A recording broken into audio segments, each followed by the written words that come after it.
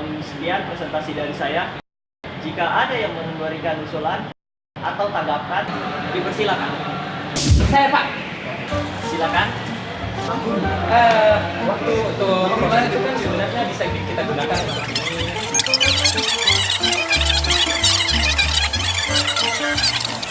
proses tersebut ya. Pak. Halo Pak. Halo. Oke, selanjutnya. Assalamualaikum warahmatullahi wabarakatuh. Pada kesempatan kali ini, saya dan teman-teman saya akan menjelaskan apa itu teori demokrasi organisasi atau yang disingkat dengan TDO yang diperkenalkan oleh Stanley Gibbs. Tanpa membuang banyak waktu, langsung saja. Teori demokrasi organisasi dikemukakan oleh seorang profesor ilmu komunikasi dari Universitas Colorado, yaitu Stanley A. Gibbs. Teori yang tergolong baru ini adalah salah satu teori komunikasi organisasi yang diperkenalkan oleh Gibbs dengan pendekatan secara kritis. Teori ini berusaha menjelaskan cara-cara yang dapat dilakukan perusahaan untuk menjamin tidak saja keberhasilan kinerja keuangan untuk perusahaan, tapi juga peningkatan demokrasi dalam suatu perusahaan untuk melalui keterwakilan dalam suatu individu di dalam perusahaan. Bagi Ditz, organisasi atau korporasi modern saat ini telah menjadi sebuah institusi ekonomi sekaligus institusi politik. Yang di dalamnya, organisasi lebih berpihak kepada kepentingan para manajer.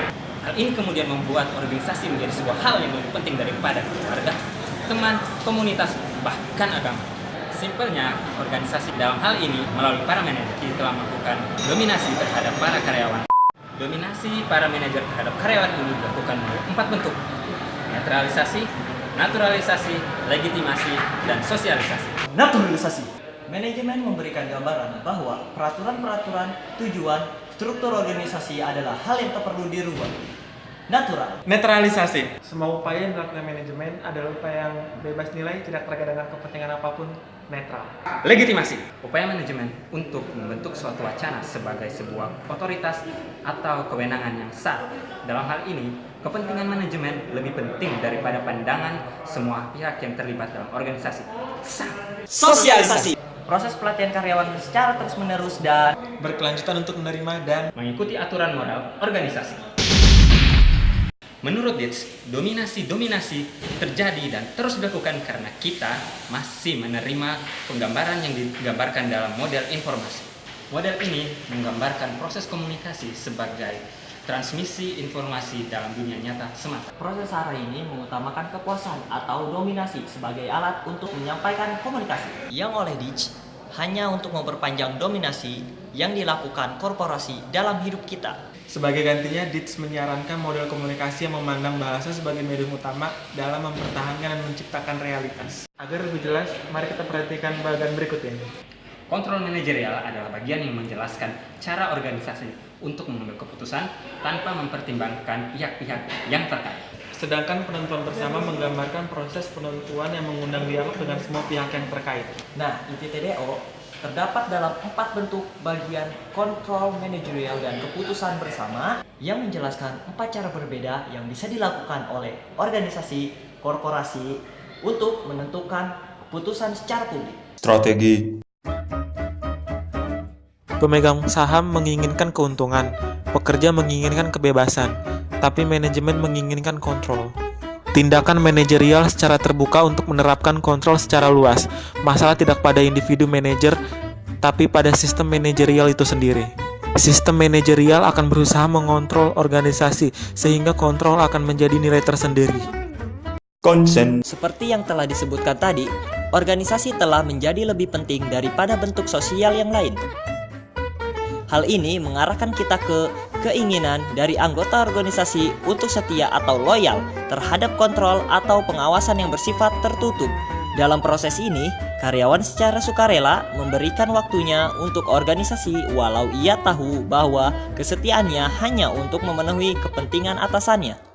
Involvement. Penerapan kontrol melalui cara kontrol manajerial tidaklah efektif karena akan menimbulkan penolakan terhadap sistem. Keterlibatan karyawan dalam perusahaan adalah hal yang penting. Keterlibatan karyawan dalam pengambilan keputusan dapat dilihat dari adanya kotak saran atau mengundang karyawan dalam proses pengambilan keputusan. Namun hal ini hanya menjadi sekedar alat manajerial untuk membuat karyawan mengeluarkan pendapatnya tanpa menyertakan pendapat tersebut ke dalam pertimbangan hasil keputusan. Participation. Dietz mengkritisi ketiga cara pengambilan keputusan sebelumnya. Menurutnya, strategi adalah upaya untuk meningkatkan pengawasan atau kontrol pada karyawan. Konsen adalah upaya manajemen untuk merekayasa persetujuan karyawan secara diam-diam. Involvement hanya membuat karyawan mengutamakan pendapat tanpa dipertimbangkan pendapatnya. Dietz percaya pengambilan keputusan secara terbuka dan dilakukan bersama-sama antara pemimpin dan karyawan adalah mungkin dilakukan. Kemungkinan ini dinamakan Dietz sebagai proses demokrasi para pihak atau stakeholder democracy. Ada 6 pihak yang harus dilibatkan dalam penentuan bagaimana sebuah perusahaan dijalankan, yaitu pemegang saham, karyawan, konsumen, pemasok, komunitas, dan masyarakat luas. Menurut Dietz, penting untuk memberikan kesempatan bagi semua pihak yang dipengaruhi oleh keputusan yang dibuat oleh perusahaan. Ia kemudian mengingatkan bahwa perusahaan Tidak terbentuk secara alami, kita lah yang membentuknya. rekam itu. Ya kan rekam kan, makanya kembaliin dulu kamera. Sengaja kok gua. Behind the scene. Oh iya. Jangan buka baju di sini dong. Jaket. Oh. Behind the scene. jadi saja tuh.